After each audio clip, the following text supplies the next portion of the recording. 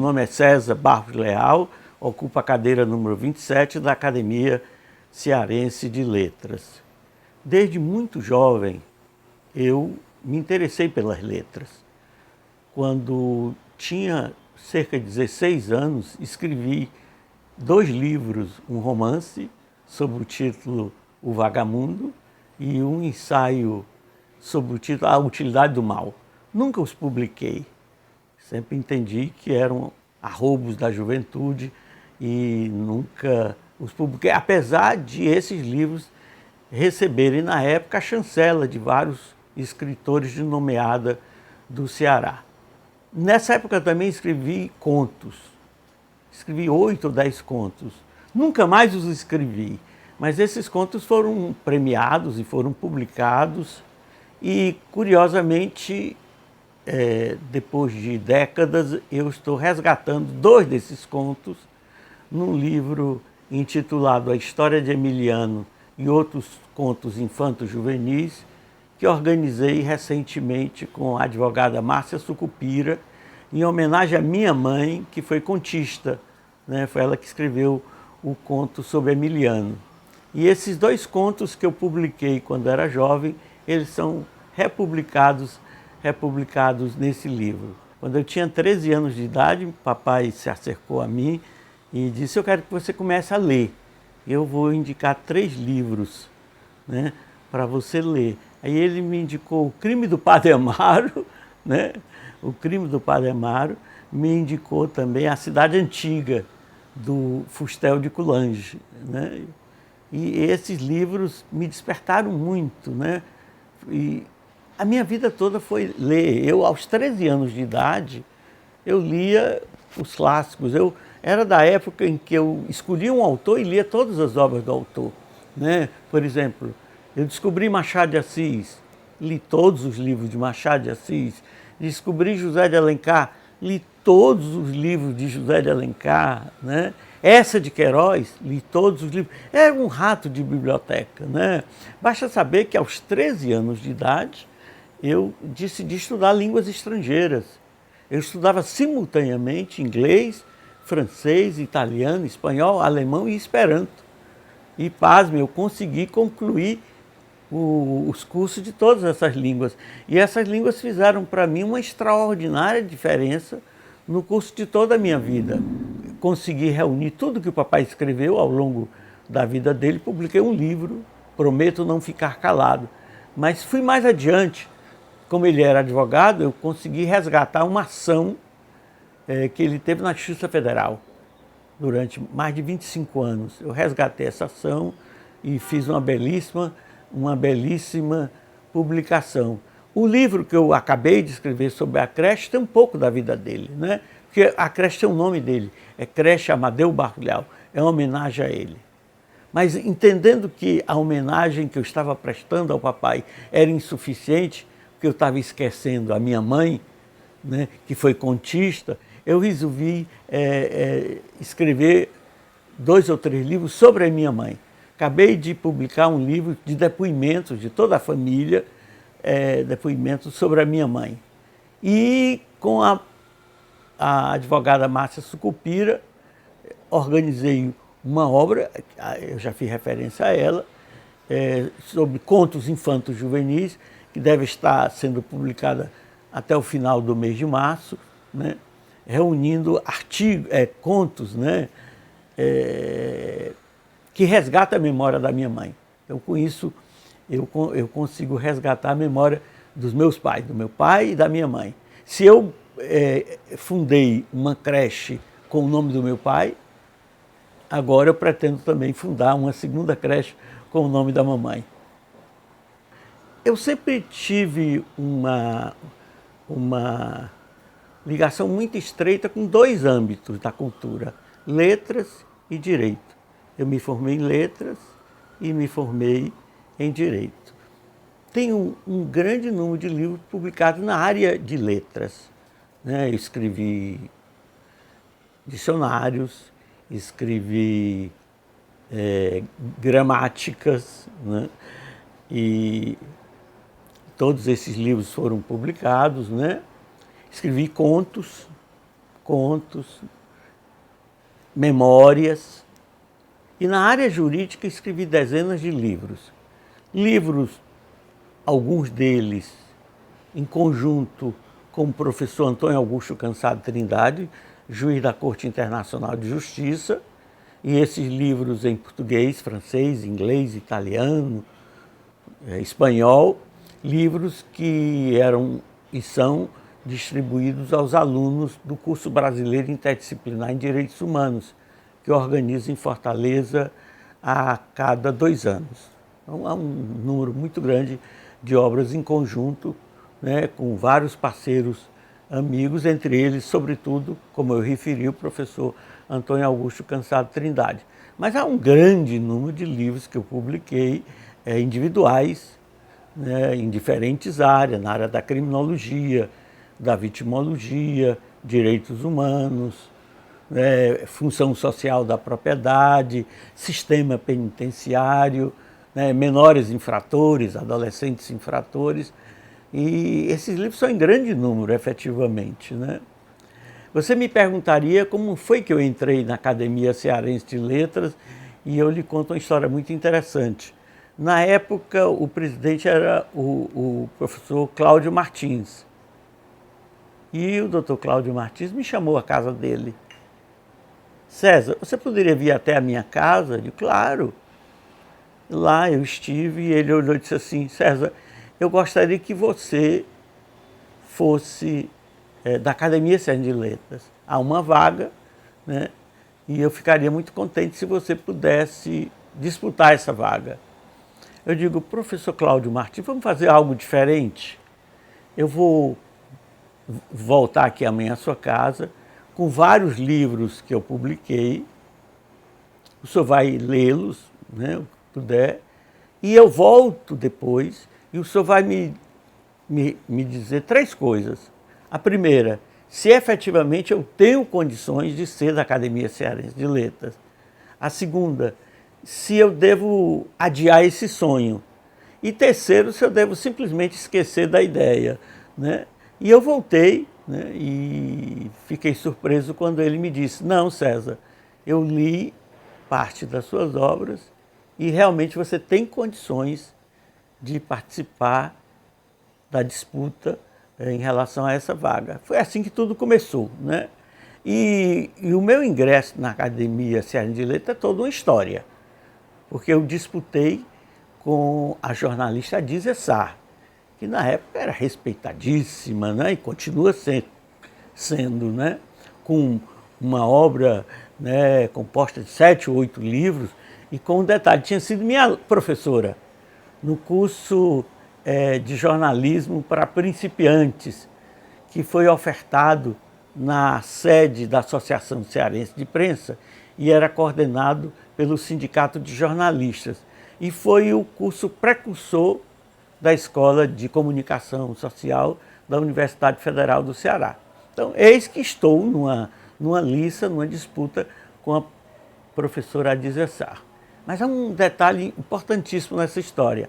A Adízia Sá era apoiada pelo Mauro Benevides, que você já entrevistou, ela apoiada pelo Dr. Lúcio Alcântara, pela Raquel de Queiroz e pelo jornal O Povo, né? Eu não tinha apoio a não ser do presidente da academia, mas resolvi enfrentar, né? Feita a votação, ninguém ganhou, ninguém conseguiu a maioria suficiente para ingressar na academia. Então as inscrições foram reabertas, né? Nós tivemos que nos reapresentar, né? E eu me lembro que, curiosamente, são coisas do destino, né? Quando eu cheguei na sede da Academia Cearense de Letras para entregar os meus livros à secretária Madalena, a professora Adízia Sá olhou para a Madalena e disse, Madalena, eu trouxe os livros. E eu também disse, eu também trouxe os meus. E a Madalena disse, esses livros nós estamos recebendo, mas serão devolvidos, né? Após a disputa, os livros serão entregues aos seus autores. mas a professora Adísia Sá disse, não, os meus não precisa devolver, porque eu tenho absoluta certeza que vou ganhar. Isso ela disse na minha frente, olhando para mim nos olhos, né? Eu ri, né? Disse, a professora Adísia Sá foi minha professora e efetivamente, né, é uma excelente candidata. O tempo passou, houve a segunda eleição e eu ganhei, né? E para surpresa de todos, inclusive da própria professora Adísia Sá e do próprio jornal O Povo, porque o jornal O Povo tinha um caderno pronto, um caderno especial, falando da obra da professora Adísia Sá. E tinha preparado uma festa, né? Mas tudo isso perdeu o sentido, né, com o êxito que eu tive nessa disputa. Então foi assim que eu ingressei na Academia Cearense de Letras há 29 anos. E num ano extremamente especial na minha vida, porque foi o ano em que eu comprei esse apartamento, onde nós estamos fazendo esse depoimento, onde eu me casei, um período em que eu me casei, em que eu criei a creche Amadeu Barros Leal, que é uma creche única, excepcional, para filhos de presos, né? Eu posso falar depois sobre essa creche. E a minha esposa obteve êxito no concurso para o Ministério Público. Então foi um ano sagrado, especialíssimo na minha vida. Ingressei na cadeira número 27, né, do Soriano Albuquerque, que tinha sido patrono dessa cadeira. Eu maior respeito o tempo pelo patrono. Ele nasceu em 1877, morreu em 1914. Viveu apenas 37 anos. Mas foi professor da faculdade, como eu, foi jornalista, como eu, foi juiz de direito, eu procurador do Estado. E lendo sobre a obra do Soriano Albuquerque, eu fico impressionado, né? Um intelectual de primeira linha, né, que foi o patrono da nossa cadeira. Os dois primeiros foram o Teodoro Cabral e o Adonias Filho. Teodoro Cabral foi jornalista, atuou na diplomacia, e o Adonias Filho foi promotor de justiça, né? E ambos escreveram excelentes obras, né? Que eu, inclusive, as li quando tive que fazer o discurso de posse para ingresso na Academia Cearense de Letras. Quem, inclusive, me saudou foi a professora Noêmia Elisa Aderaldo, talvez a acadêmica com quem eu tenho a maior relação de amizade, né? Faço questão de assinalar nesse depoimento que uma das grandes coisas que a academia me proporcionou foi a amizade eterna que eu tenho com a professora, né, respeitada, minha irmã, né, professora Noêmia Elisa. Quem foi o acadêmico anterior, ou seja, o acadêmico que eu substituí, foi o nosso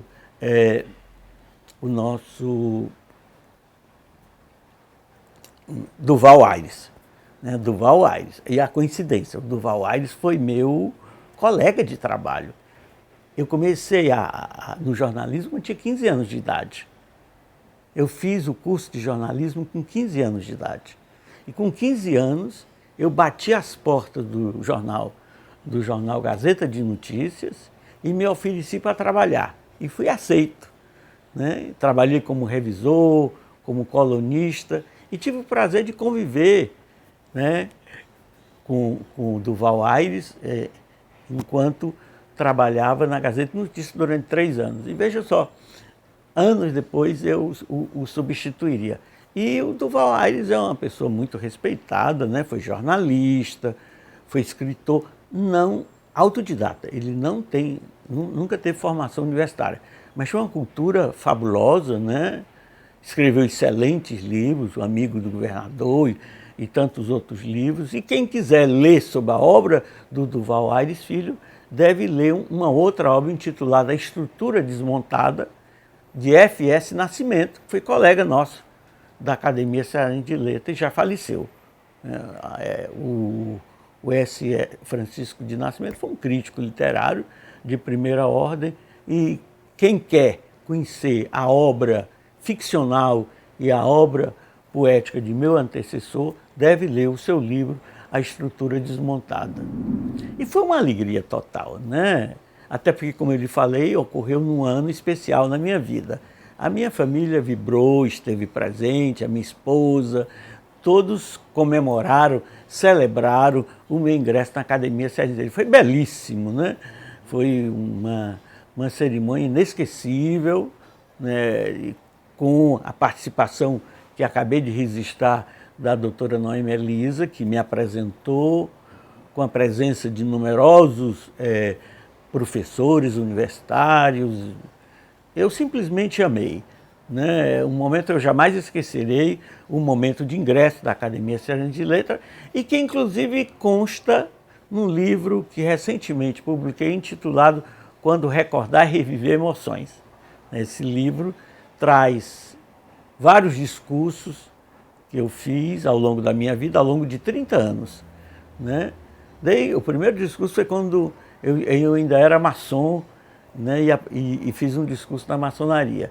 E ao longo dos 30 anos fiz numerosos discursos, um deles o de ingresso na Academia Cearense, de Letras. Esse mesmo livro, Quando Recordar é Reviver Emoções, eu o traduzi para o espanhol e foi lançado pela Universidade de Isláhuaca, do México. Também num lançamento belíssimo, virtual, né? Como foi igualmente o lançamento do livro em português, né? De modo virtual. Eu tenho obras no âmbito da literatura e no âmbito jurídico. No âmbito da literatura, como eu disse, tenho contos, dicionários, gramáticas, de espanhol, porque eu sou tradutor público de espanhol há 38 anos, né? Então tem uma relação muito estreita com a língua espanhola. No âmbito jurídico eu produzi muito, né? Muito. Meus livros são, sobretudo, na área de direitos humanos, de criminologia, de prisões, sistema penitenciário, né? E eu devo acrescentar que ao longo dos últimos 30 anos eu visitei prisões no mundo todo, né? Eu visitei prisões na América do Sul, na América Central, na América do Norte, na Europa, na Ásia, né? E li muito sobre prisões, de modo que eu escrevi um grande número de obras sobre prisões, sobre o sistema penitenciário. Entre as minhas obras mais recentes, eu assinalo, por exemplo, Prisão, Crepúsculo de uma Era. Foi um dos primeiros livros que eu escrevi e talvez o livro que tenha me dado mais satisfação, porque ele foi traduzido para o espanhol por mim, foi traduzido para o Esperanto. Eu lancei em vários países, né? Lancei, por exemplo, em Buenos Aires, numa solenidade organizada pelos próprios alunos da Faculdade de Direito da Universidade de Buenos Aires. Lancei numa audiência especial da Corte Interamericana de Direitos Humanos, na Costa Rica, né?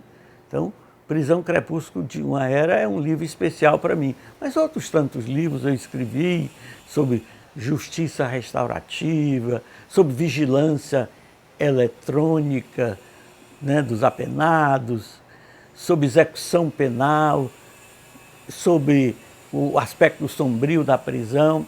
E uma curiosidade, muitos dos meus livros foram escritos simultaneamente em português e em espanhol.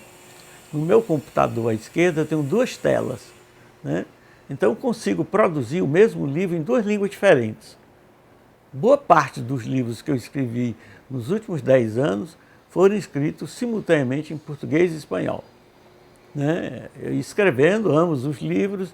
E por que eu fiz isso? Eu vou ter uma pequena história. Há muitos e muitos anos eu fiz um doutorado no México, escrevi para o doutorado em espanhol um livro de mais de 450 páginas, e quando voltei a Fortaleza, alguém me sugeriu que eu publicasse a minha tese de doutorado em português. Então eu tive que me traduzir meu próprio livro. Isso me levou cerca de 2 meses traduzindo o livro que eu havia escrito em espanhol. Por sinal, eu tenho vários livros que eu nunca os escrevi em português.